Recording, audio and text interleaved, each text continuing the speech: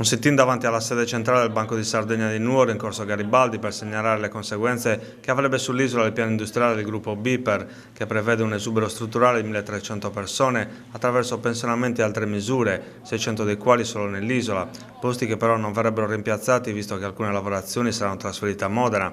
Lo hanno promosso stamattina i sindacati di categoria Fabi, Fisac CGL, First Cheese, Wilca e Unisin, i cui rappresentanti hanno distribuito dei volantini per informare i cittadini su quanto sta avvenendo. Nel gruppo BPER c'è questo piano industriale che ha una ricaduta per 1800 lavoratori che verranno praticamente esclusi dal mondo del lavoro, accompagnati certo tramite ammortizzatori sociali che non avranno impatto su di loro, però la prospettiva è quella di ridurre in maniera drastica l'occupazione, soprattutto in Sardegna. 600 fuoriuscite in Banco di Sardegna a fronte di soltanto un poco più di centinaia di persone. Questo naturalmente ci preoccupa per il futuro dei nostri figli, per il futuro di quest'isola.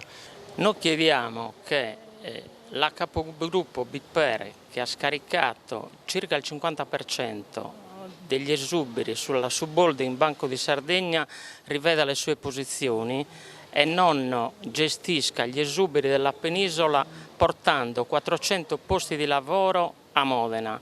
Noi chiediamo che le lavorazioni rimangano in Sardegna, perché non si può penalizzare un'isola che già di per sé soffre da una crisi ultradecennale.